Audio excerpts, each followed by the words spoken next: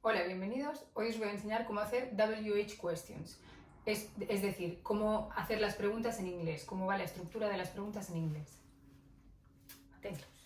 Vale, la mayoría de veces encontraréis las preguntas con estas palabras. What, que significa qué, who, que significa quién, when, que significa cuándo, where, que significa dónde, why, por qué, y how, que significa cómo.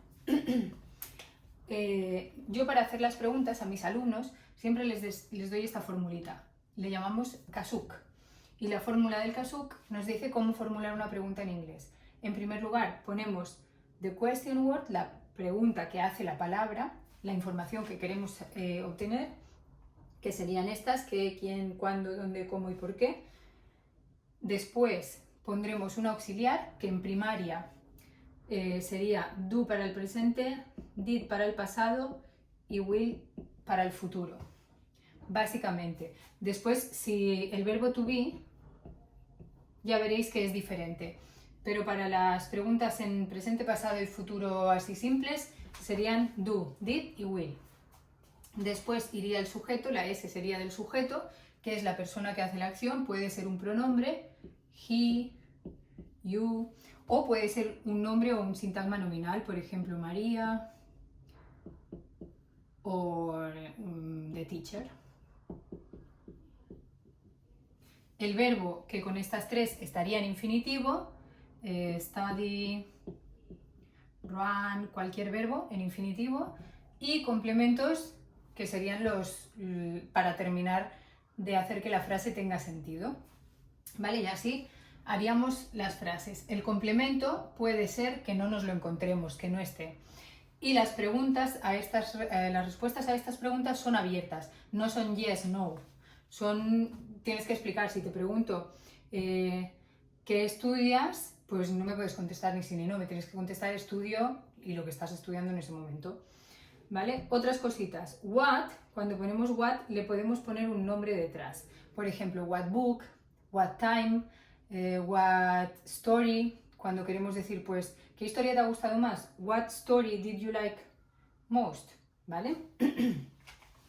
Y a how le podemos poner detrás un adjetivo. Algunos cambian el significado un poco.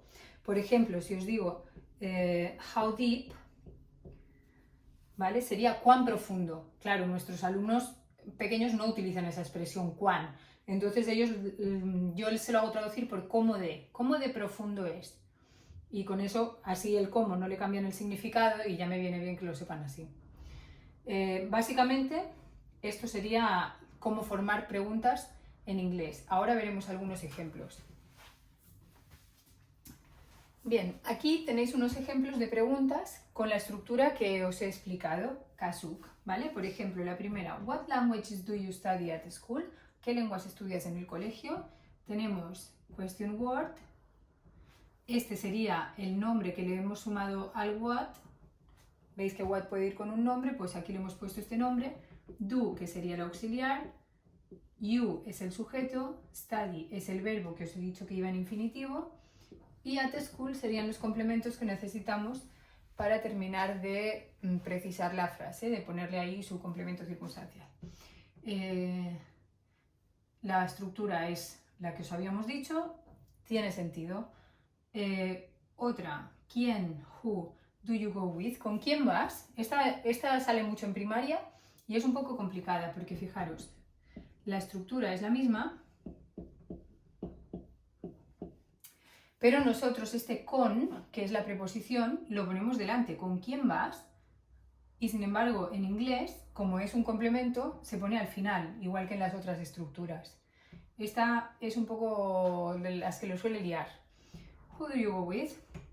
Después tenemos esta, when will you tidy your room? Os he puesto un ejemplo también en futuro para que veáis que es lo mismo. Tenemos question word, ¿cuándo? Will, que es el auxiliar que nos hace que el verbo sea futuro. Sujeto, verbo y complementos. ¿Cuándo ordenarás tu habitación? When will you tidy your room? Y entonces la última, os he puesto un ejemplo un poco diferente porque el auxiliar aquí es el verbo to be. Y ya os he dicho que cuando era el verbo to be es un poquito distinto, porque tenemos el question word, el auxiliar to be, sujeto, y entonces el verbo ya no va en infinitivo, sino que acaba en ing. y hace que esta frase sea en present continuous o podría ser en futuro si le pongo tomorrow ahí al lado como complemento, ¿vale? Entonces acordaros que las que van con to be, el verbo es un gerundio, acaba en ing y las demás es un infinitivo. Y en principio en primaria esto es todo. Después veréis que en la ESO tenemos otros auxiliares como have y entonces aquí sería un participio, pero eso ya lo darán más adelante. De momento esto, que lo tengan claro. La estructura kasuk y qué significa cada letra.